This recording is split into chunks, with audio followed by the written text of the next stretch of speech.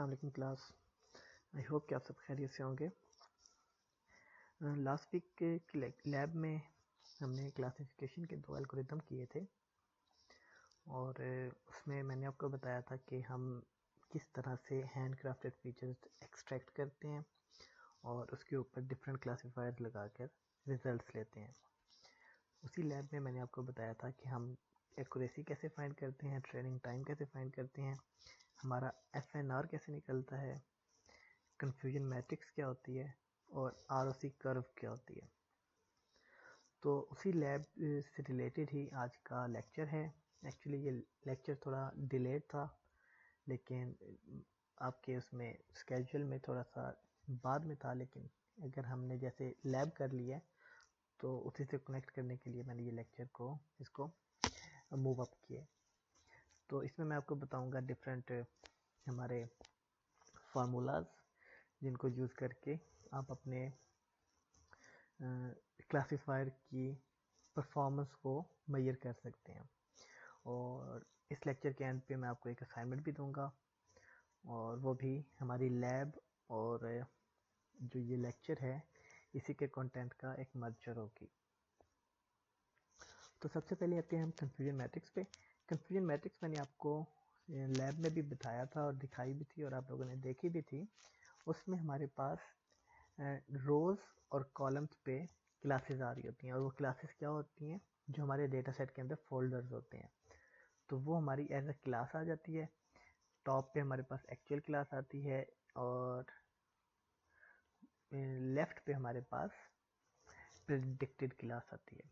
तो ये मैंने आपको अच्छी तरह से समझाया था लैब में कि ट्रू पॉजिटिव, अच्छा यहाँ पे टर्म्स यूज हुई हैं, true positive, true negative, false negative, false positive.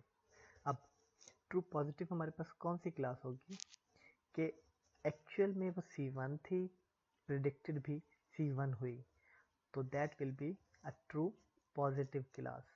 अब यहाँ पे इसको पॉजिटिव और नेगेटिव इस सेंस में लिया गया कि ये हमारे पास इसको आप कह लें फेल और पास वाला कंसेप्ट।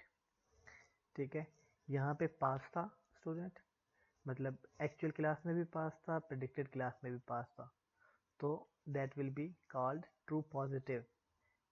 दैट मीन्स कि ये वाली जो क्लास है, यहाँ पे जो भी काउंट आएगा, जितने भी इमेजेस आएंगी, वो हमारी सही तरह से क्लासीफाई हुई हैं।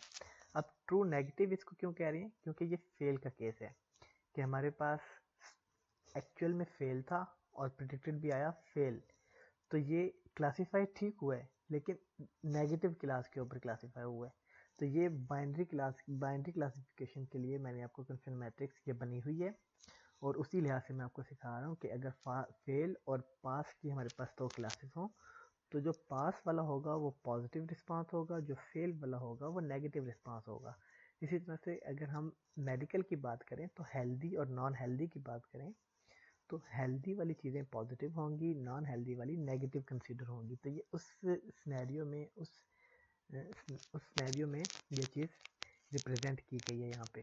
ऑल्दो ट्रू पॉजिटिव और ट्रू नेगेटिव दोनों हमारे पास सही प्रेडिक्शंस हैं। अब फॉल्स नेगेटिव क्या है कि एक्चुअल में वो C1 थी, C1 निगेशन थी और प्रेडिक्टेड में हमारे पास C1 आई, तो ये हमारे पास फॉल्स नेगेटिव आ जाएगा। और निगेशन C1, फॉल्स पॉजिटिव क्या होगा, एक्चुअल में C1 थी लेकिन हमारे पास प्रेडिक्टेड आई निगेशन C1, तो यहाँ पे जो भी हमारे पास टर्म्स होंगी वो फॉल्स पॉजिटिव से बिलोंग कर रही होंगी। Confusion matrix is the base और हमारे पास जितने भी परफॉर्मेंस इवेल्युएशन मैट्रिसेस होते हैं PEMs, वो कन्फ्यूजन मैट्रिक्स से मिलके बनते हैं। डायगोनल में हमारे पास ट्रू पॉजिटिव होगा, ट्रू नेगेटिव होगा और कॉर्नर्स में हमारे पास फॉल्स नेगेटिव्स और फॉल्स पॉजिटिव्स होंगे। ये आपने याद रखनी है चीज़ें। यहाँ पे एक एग्जांपल दी गई है, हमें अगर इस तरह का कन्फ्यूजन मैट्रिक्स आए कि 2 क्लासेस हैं, बाय कंप्यूटर यस है, बाय कंप्यूटर नो है, तो बाय कंप्यूटर यस और यस दोनों में 6945 थे सैंपल्स, यहाँ पे 46 थे, यहाँ पे 7412, यहाँ पे 42588। तो बाई यस के यहाँ पे टोटल आ गया 7366 इन दोनों को ऐड करके, इधर टोटल आ गया 7000 इन दोनों को ऐड करके, इन दोनों को ऐड करके यहाँ पे आ गया 3000, इन दोनों को ऐड करके यहाँ पे आ गया 2634, और टोटल को जब हमने ऐड किया तो दैट बिकम्स 10K 10,000। तो ये एक एग्जाम्पल डेटा है। इस तरह से आपके पास कन्फ्यूजन मैट्रिक्स भी आएंगी, इमेजेस भी आ सकती हैं, और अगर हमारे पास ज़्यादा क्लासेस होंगी, ये तो जस्ट बाइनरी क्लासिफिकेशन के ऊपर है, हमारे पास ज़्यादा क्लासेस होंगी तो हमारी कन्फ्यूजन मैट्रिक्स बड़ी बनेगी। लेकिन जो टोटल है वो आपके पास उतनी इमेजेस आनी चाहिए जितनी हमारी ट्रेनिंग सेट के अंदर हैं।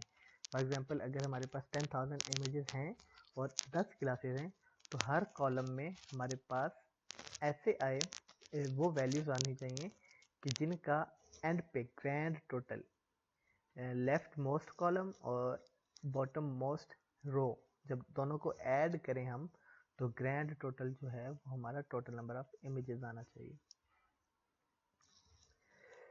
क्लासीफायर एक्यूरेसी मैंने आपको बताया था। क्लासीफायर एक्यूरेसी क्या होती है? टीपी प्लस टीएन, ये हमारे पास ट्रू पॉजिटिव आ गया और ट्रू नेगेटिव आ गया। हाँ, मैंने आपको बताया था कि ये हमारे पास सही क्लासिफिकेशन होती है, ट्रू क्लासिफिकेशन होती है, एक्यूरेट क्लासिफिकेशन होती है। तो इनको ऐड करके डिवाइडेड बाय जितने भी हमारे पास टोटल नंबर ऑफ सैंपल्स होंगे, जब हम उससे डिवाइड करते हैं तो वो हमारे पास एक्यूरेसी आती है। TP plus TN divided by all, तो ये हमारे पास एक्यूरेसी आएगी। अब इस केस में ये हमारे पास टीपी है, ये हमारे पास टीएन है, तो इन दोनों को ऐड करेंगे। Let me just add it 6945 plus 2588 और डिवाइड करेंगे हमारे पास जितने भी टोटल नंबर ऑफ सैंपल्स हैं 10,000। तो इसकी हमारे पास जो एक्यूरेसी है वो 0.95 आ रही है, दैट मीन्स 95.42%। अगर हम इसको परसेंट में कंसीडर करें तो 95.42% हमारे पास एक्यूरेसी आएगी इस डेटा की। ठीक है, 95.42। अब एरर रेट या FNR मैंने आपको बताया था क्या होता है, 1 माइनस एक्यूरेसी या फिर 100 माइनस एक्यूरेसी। आप अगर परसेंटेज में नहीं ले रहे तो हमारे पास वैल्यू आएगी 0.9524, और अगर हम परसेंट में ले रहे हैं तो 95.24। तो अगर आपकी वैल्यू पॉइंट्स में है तो आप 1 में से माइनस करेंगे, और अगर आप परसेंटेज में ले रहे हैं तो 100 में से माइनस करेंगे अपना एरर रेट या FNR।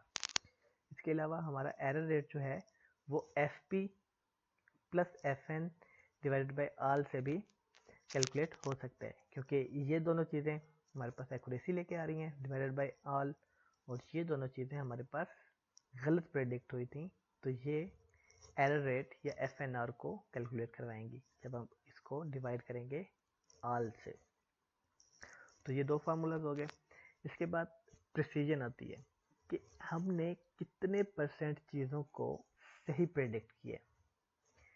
What percent of tuples that the classifier labeled as positive are actually positive, मतलब वो पॉजिटिव थे और उनको पॉजिटिव ही क्लासिफाई किया गया। तो प्रिसीजन हमारे पास कैलकुलेट होती है TP over TP plus FP। ये इसका फॉर्मूला है TP over TP plus FP। हमारे पास ये वाली चीज़ें आएंगी प्रिसीजन के लिए।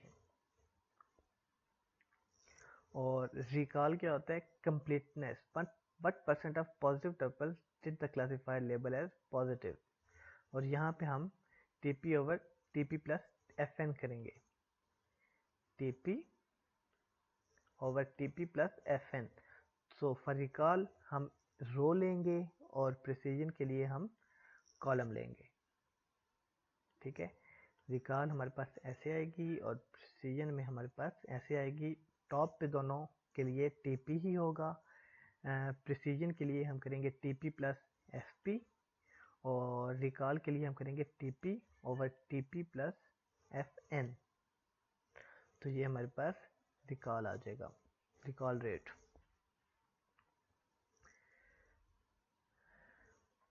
फिर एफ मेजर स्कोर है जो कि हार्मोनिक मीन होता है प्रिसीजन और रिकॉल का, और ये कैसे कैलकुलेट होता है, F1 is equal to 2PR divided by P plus R, और PR हमारे पास क्या है, प्रिसीजन और रिकॉल रेट, प्रिसीजन रेट और recall rate divided by precision plus recall, 2 multiplied by precision multiplied by recall divided by P precision plus R recall. और इसको अगर हम दूसरे तरीके से कैलकुलेट करना चाहें तो F1 is equal to 2 over 1 over P plus 1 over R आ जाएगा। तो ये हमारे पास F1 स्कोर होता है। F1 स्कोर हम बेसिकली निकालते हैं जहाँ पे हमें सेगमेंटेशन या डिटेक्शन करनी होती है उन चीज़ों के लिए।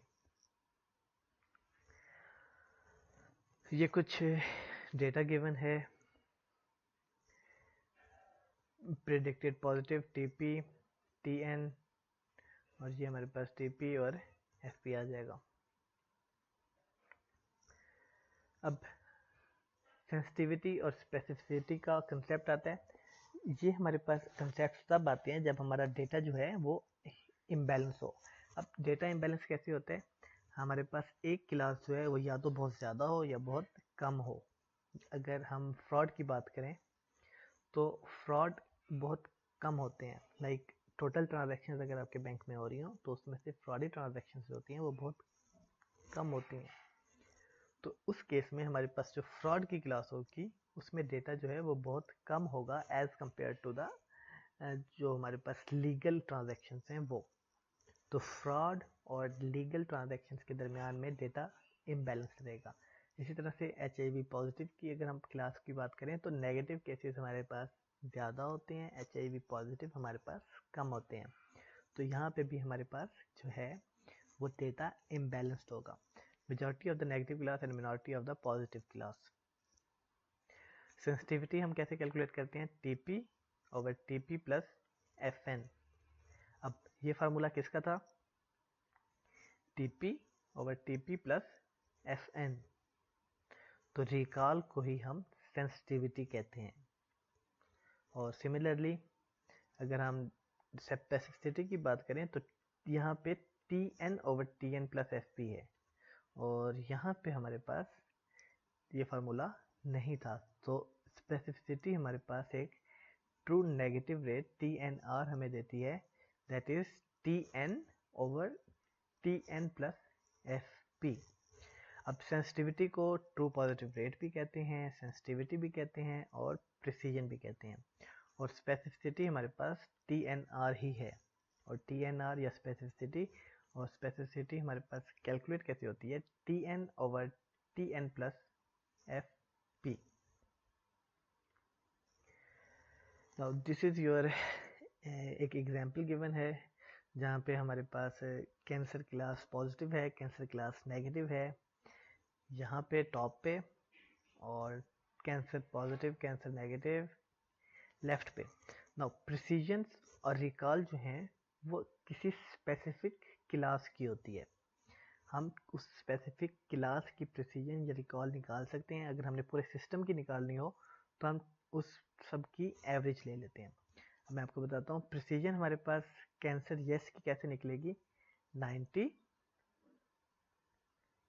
Divided by 90 plus 140 that is 230। तो 90 डिवाइडेड बाय 230, तो इस क्लास की प्रिसीजन हमारे पास निकली 39.13%। और रिकॉल हम कैसे निकालते हैं, इस तरह से 90 divided by 90 plus 210 that is 300. So 90 divided by 300 that is 30%, या अगर आप इसको पॉइंट्स में लिखना चाहें तो 0.30%, 0.03। तो इस तरह से हमारे पास प्रिसीजन्स और रिकॉल निकलेंगे किसी भी स्पेसिफिक क्लास के। ROC curve receive operating characteristics curve, इसको हम आरओसी कर्व कहते हैं। It is a plot of true positive rate against the false positive rate. अब आरओसी कर्व होती क्या है, हमारे पास एक कर्व बनती है, जैसे कि ये एक कर्व है, इसके नीचे जितनी भी चीज़ें आ रही होती हैं वो इसको सही क्लासीफाई कर रही होती हैं, और इससे बाहर जो भी चीज़ें होती हैं वो हमारे पास जो है गलत क्लासीफाई हो रही होती हैं। तो अगर तो हमारे पास सेंटर में आ जाए आरओसी कर्व, दैट मीन्स कि वो 50-50 काम कर रही है। और परफेक्ट आरओसी कर्व कैसे होगी, जो हमारे पास जिसके बाहर कोई भी सैंपल नहीं होगा। सॉरी, तो ट्रू पॉजिटिव रेट हमारे पास कैसे आता है, TP over TP plus F N, और फॉल्स पॉजिटिव रेट हमारे पास आता है F P over T N plus F P. तो ये हम निकालेंगे और इनकी फिर हमारे पास जो है वो आरओसी कर्व बनता है। आरओसी कर्व पे सेंसिटिविटी लेफ्ट साइड पे आती है और 1 minus specificity which is actually F P R, तो ये हमारे पास बॉटम में आ जाती है। और इसके अकॉर्डिंगली हम अपनी जो आरओसी कर्व है वो ड्रॉ करते हैं। इस तरह की आरओसी कर्व हमारे उसमें आई थी, जो जब हमने लैब में क्लासीफायर्स रन किए थे तो हमने डिफरेंट आरओसी कर्व या एरिया अंडर कर्व देखे थे। दोनों एक ही चीज़ है, area under curve and ROC curve. ये भी एक आरओसी कर्व की एग्जांपल है। यहाँ पे हमारे पास जो C1 है वो किसी सैंपल्स में, अब यहाँ पे क्वेश्चन ये था कि विच क्लासीफायर इज बेटर, C1 और C2। अब C1 यहाँ तक तो जो भी सैंपल्स आ रहे थे उनके लिए C1 बेटर था, क्योंकि उसके अंदर C2 आ रहे, लेकिन जैसे ही इस पॉइंट से बाहर हम गए तो C2 बेटर हो गया और C1 उसके अंदर आ गया। ठीक है, तो इसलिए उसने यहाँ पे लिखा हुआ है कि it depends on which region you are talking about. तो अगर तो हम इस रीजन की बात कर रहे हैं यहाँ तक just which is in between 0.4 and 0.5, इस रीजन में C1 इज़ बेटर। और अगर हम इससे बाद के रीजन की बात करें तो वहाँ पे C2 हमारे पास बेटर होगा।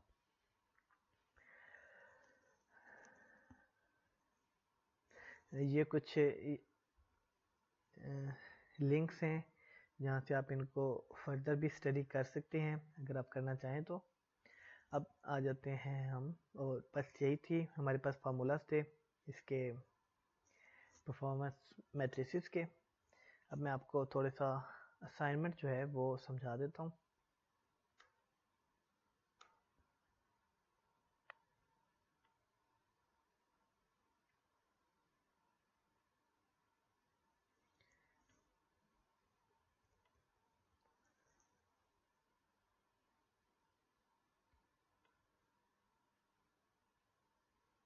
ओके, आपको मैंने अभी क्लास गूगल क्लासरूम में एक 2 डॉक्यूमेंट्स शेयर किए हैं जिसमें हर स्टूडेंट के अगेंस्ट वो भी आपको दिखा देता हूँ।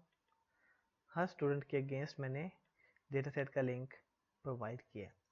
तो आपने सबसे पहले तो इन डेटा सेट्स को, जो भी आपके नाम के सामने डेटा सेट का लिंक है, आपने इनको डाउनलोड करना है। और उसके बाद जो हमने लैब में एक्टिविटी की थी उसके अकॉर्डिंगली आपने LBP और हॉग फीचर्स एक्सट्रैक्ट करने हैं।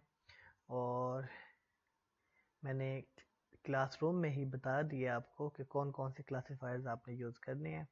तो इन क्लासीफायर पे एक तो सबसे पहले आपने रिजल्ट्स लेने हैं। ठीक है, जब रिजल्ट्स आ जाएंगे तो आपके पास कन्फ्यूजन मैट्रिसेस आ जाएंगी हर उसकी। अब इस तरह से कन्फ्यूजन मैट्रिसेस आ जाएंगी हर क्लासीफायर के अगेंस्ट। अब उसके बाद आपने क्या करना है, हर क्लास के लिए प्रिसीजन,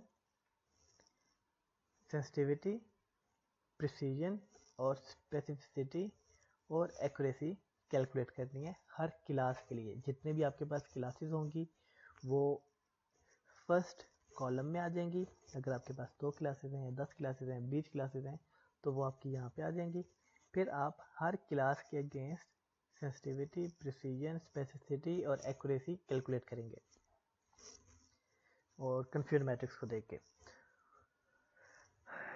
फिर आपने सबसे एंड पे हमारे पास जो एवरेज सेंसिटिविटी होती है वो होती है इन सब का sum divided by total number of classes, इन सब का sum divided by total number of classes, total number of classes, और यहाँ पे भी हमारे पास एवरेज एक्यूरेसी आ जाएगी। तो ये हमारे पास एवरेज एक्यूरेसी आ गई। अब यहाँ पे सवाल उठता है कि हमने किस क्लासीफायर की करनी है। मैंने आपको 7 क्लासीफायर दिए हैं, तो आपने 7 की ऐसे करनी है? नहीं, आपके पास जो भी क्लासीफायर सबसे बेस्ट रिजल्ट दे रहा होगा, मेरे केस में क्यूबिक एसवीएम सबसे बेस्ट रिजल्ट दे रहा है, तो मैंने क्या किया है, क्यूबिक एसवीएम के ऊपर ये सेंसिटिविटी, प्रिसीजन, स्पेसिफिसिटी और एक्यूरेसी कैलकुलेट की है अगेंस्ट ईच क्लास।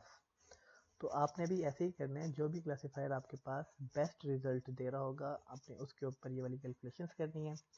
लेकिन बाकी क्लासीफायर्स की आपने जो डेटा है वो इस तरह से इस टेबल में लिखना है। मैं इस टेबल का जो वर्ड फॉर्मेट है वो भी आपके साथ शेयर कर दूंगा ताकि आप उसमें सिंपली चीज़ों को इंसर्ट कर सकें। और यहाँ पे आपने हर क्लासीफायर की, जैसे मैंने आपको 7 बताए हैं, तो 7 क्लासीफायर्स की कन्फ्यूजन मैट्रिक्स के स्क्रीनशॉट्स भी डालने हैं। उसके बाद जो भी आप डेटा सेट डाउनलोड करेंगे या जो भी आपको असाइन हुआ है उसकी मुझे इस तरह से एक टेबल में डिटेल भी चाहिए। जितनी भी आपके पास क्लासेस हैं वो यहाँ पे आ जाएंगी, और उस क्लास में जितने जितने इमेजेस हैं वो यहाँ पे आ जाएंगी, राइट। और सबसे बॉटम पे आप रैंडमली हर क्लास में से एक इमेज सेलेक्ट करेंगे और वो पुट कर देंगे। इस तरह से एक फिगर बनाएंगे, इलस्ट्रेटर में बना लें, फोटोशॉप में बनाएं, नोट इसमें पेंट में बनाएं, जहाँ पे भी बनाएं, लेकिन एक अच्छी सी लुक आनी चाहिए, इक्वल साइजेस हों इमेजेस के। तो आपने, आपके पास जितनी भी क्लासेस हैं, 2 क्लासेस हैं, 5 क्लासेस हैं, 10 क्लासेस हैं, 20 क्लासेस हैं, तो आपने हर क्लास में से एक इमेज उठानी है रैंडमली। वो आपके ऊपर है कि आप कौन सी इमेज उठाते हैं, और उसको प्लेस करना है यहाँ पे ऐसे, और इसको लेबल देंगे आप डेटा सेट सैम्पल्स का, ठीक है। तो ये आपकी एक असाइनमेंट है जो आपने करनी है। डेडलाइन मैं इसकी रख रहा हूँ संडे 22 नवंबर, और टाइम वही 11:59 PM। उससे पहले पहले आपने ये असाइनमेंट सबमिट करवानी है। और जो लैब रिपोर्ट है उसका तो आपको, उसकी भी यही वो है, डेडलाइन है 22 नवंबर 11:59 PM। तो ये दोनों चीज़ें आपने करनी है इसी वीक में। जो असाइनमेंट है ये आपकी थ्योरी की असाइनमेंट होगी, और जो लैब रिपोर्ट है ऑब्वियसली वो लैब में ही कंसिडर होगी, लेकिन दोनों चीज़ें आपस में इंटरलिंक्ड हैं। आप एक करेंगे तो जब आप अपना लैब टास्क कर रहे होंगे तो आपकी आधी असाइनमेंट हो जाएगी, और बाकी की असाइनमेंट आपने फार्मूला से करनी है, और फार्मूलाज मैंने आपको इस लेक्चर में पढ़ाए हैं, ठीक है। तो अगर आपका कोई क्वेश्चन है तो आप मुझसे पूछ सकते हैं ईमेल पे, या फिर व्हाट्सएप कर सकते हैं। मैं ट्राई करूँगा कि आपकी जो क्यूरीज हैं उनको जल्द से जल्द एड्रेस करूँ। अपना ख्याल रखिएगा। Thank you. अल्लाह हाफिज़।